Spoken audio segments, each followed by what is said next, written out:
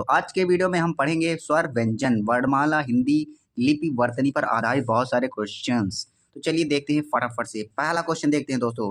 जितने भी आप एग्जाम देंगे यूपी में खास कर के लिए और टीजीटी पीजीटी देख सकते हैं कितने में सभी में पूछा गया है ये सवाल है। इन सभी को हम फटाफट से पढ़ते हैं। चलिए शुरू करते हैं। तो गाइस पहला क्वेश्चन आपको कमेंट करते जाना है। अगर आपको आता है तो फटाफट से कमेंट भी करते जाएंगे। ये लाइव नहीं रहेगा, हम रिकॉर्डेड इस वीडियो को शूट कर रहे हैं, तो आप कमेंट में ज़रूर बताते जाइएगा क्वेश्चन जो भी। अगर आपको कोई डाउट भी रहता है तो भी आप बता सकते हैं। तो चलिए देखते हैं हिंदी की श ध्वनि इसमें किस में आती है दोस्तों, कमेंट करिए इसको। किस में आती है? मूर्धन्य में आती है, तालब में आती है, दंत में आती है, ओष्ठ में आती है। तो इसका राइट आंसर क्या हो जाएगा दोस्तों, फटाफट से बताइए।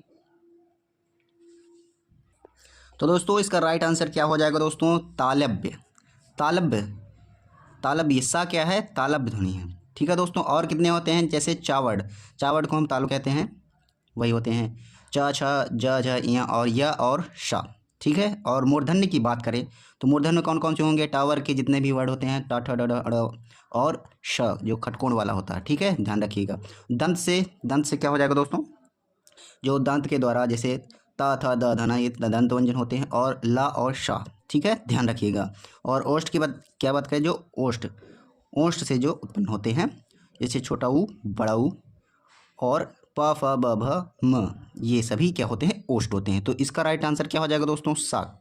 सा ध्वनि किस में निकलती है, तालब्य। ठीक है, ध्यान रखिएगा। अगले क्वेश्चन की ओर चलते हैं दोस्तों।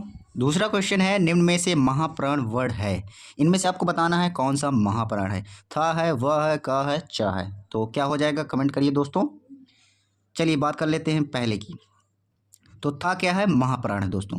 था वर्ड महाप्राण है। महाप्राण कौन कौन से हो दोस्तों, 15 होते हैं। कौन कौन से, जैसे कि आप जानते होंगे कखहरे में जो दूसरे और चौथे जो अक्षर होते हैं, जैसे खा हो गया और घा हो गया, ये जितने लाइन होती हैं, और श जो है उसमें व्यंजन जो है वो जितने होते हैं, श खट खटकोड़ जो भी क्या कहते हैं, सा श ह, ये मिलाकर कुल मिलाकर 15।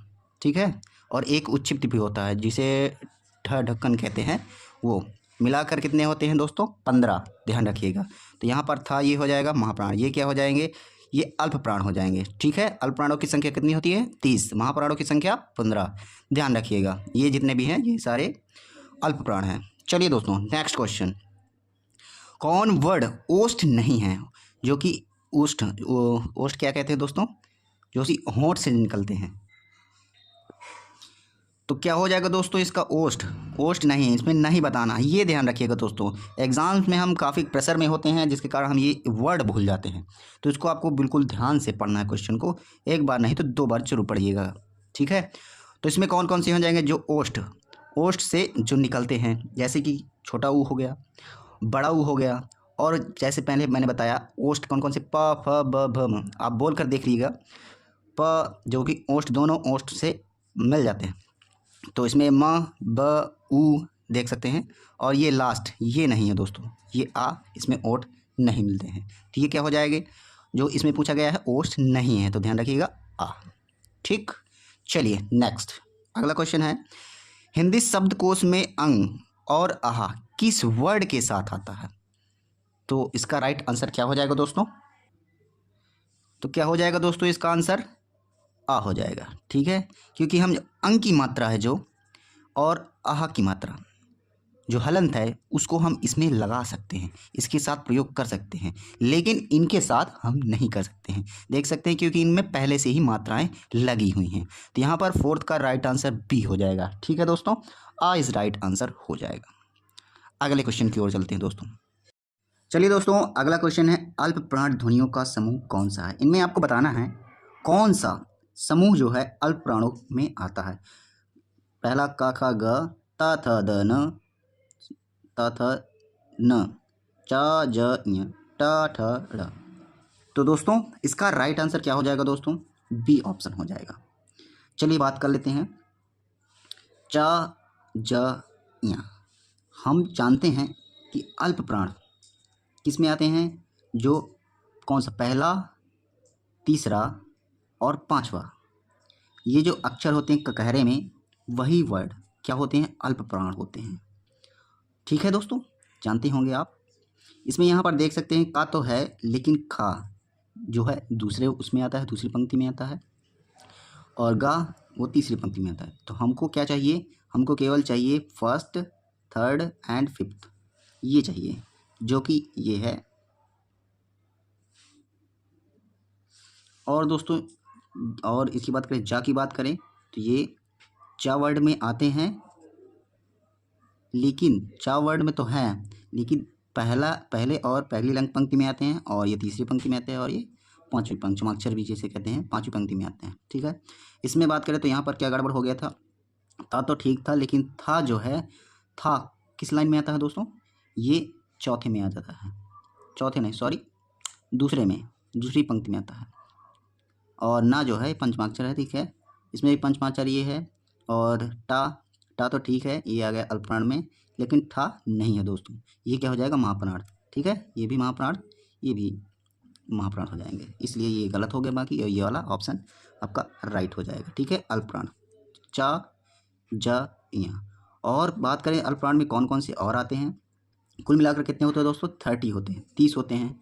तो 20 तो कुल मिलाकर ये हो जाएंगे, का ग अंगा करके, और जितनी पंक्ति 1 3 5 ये करके जितने हो जाएंगे 20 हो जाएंगे। और 10 बात करें, 10 क्या हो जाएंगे, ला एक पार्श्विक व्यंजन भी होता है, ये भी होता है, और अंतस्थ व्यंजन 11 अलावा, और एक ऋषि, सभी स्वर अल्प प्राण है। ठीक है, सॉरी ऋषि को छोड़कर, ऋषि नहीं होगा, ऋषि को छोड़कर, और कुल मिलाकर हो जाएंगे तो क्या हो जाएंगे, 1 3 5 अक्षर हो जाएंगे, और अंतस्थ मिला लेंगे, और उच्छिप्त, उच्छिप्त किसे कहते हैं, उच्छिप्त जिसे द्विगुण कहते हैं, ये भी हो जाएंगे। ठीक है, ध्यान रखिएगा।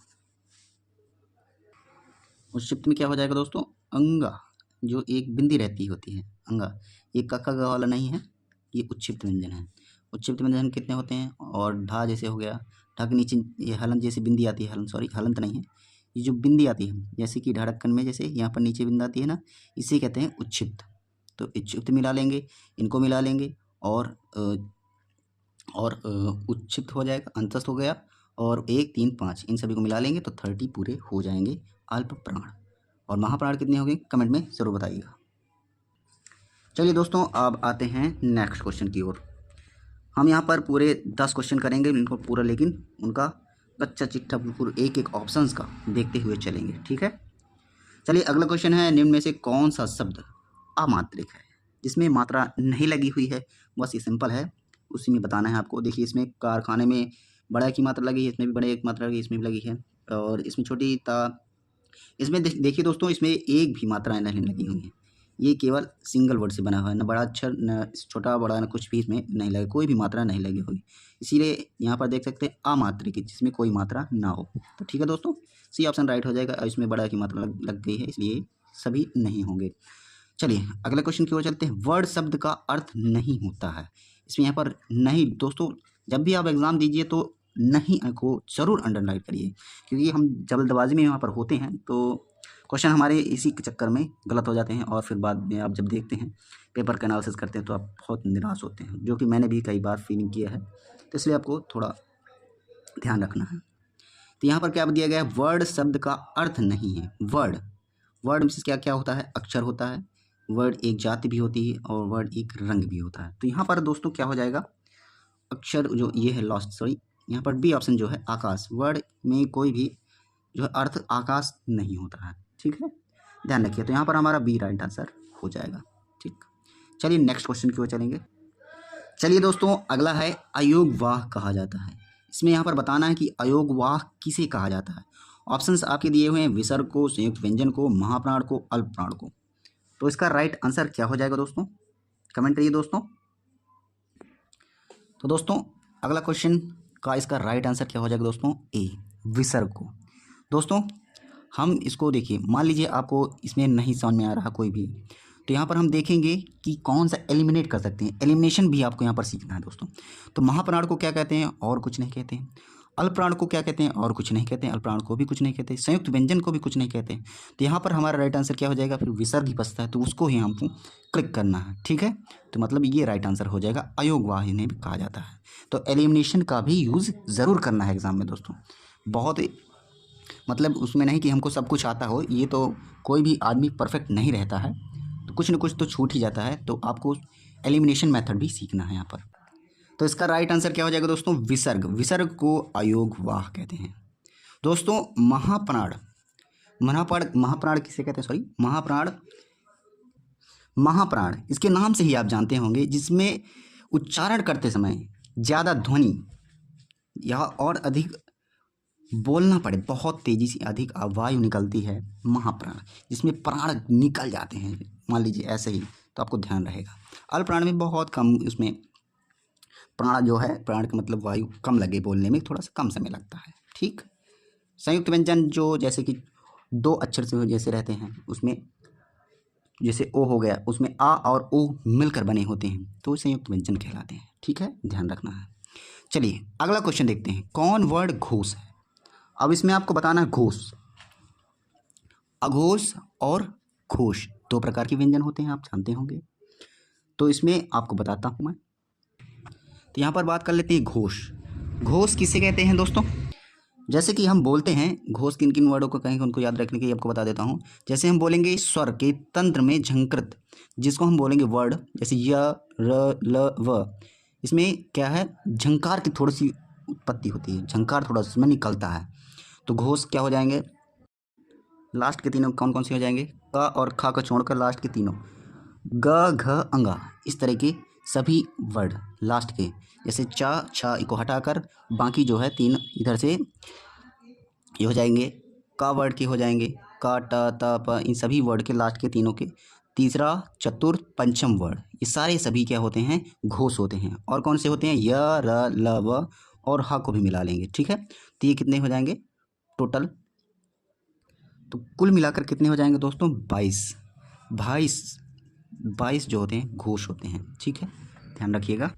और बाकी जितने होते हैं वो सभी अघोष होते हैं, जैसे क, ख हो गया, च, छ हो गया, ट, ठ हो गया, त, थ, प, फ, ये पहले और दूसरे व्यंजन वर्ड जो है, ठीक है, इनमें नाक का प्रयोग होता है। ठीक है, और झंकार में क्या होता है? घोष होंगे। ठीक है, ध्यान रखिएगा। जिसमें अब इसमें आपको बताना है, इसमें राइट आंसर क्या हो जाएगा? र, ल, त, थ, तो कौन सा हो जाएगा दोस्तों? कमेंट करिए दोस्तों।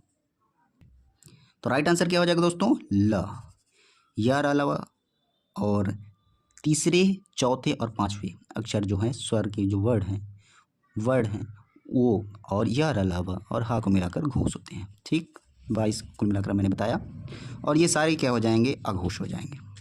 लास्ट दोस्तों, ट वर्ग के किस प्रकार के व्यंजन हैं? इसका आंसर आपको कमेंट में ज़रूर बताना है। इसका आंसर आपको अगले वीडियो पर दे दूंगा। ठीक है, तो बताइए क्या होगा आंसर? कंठ होगा या मूर्धन्य हो गया, तालव्य हो गया, दंत होगा?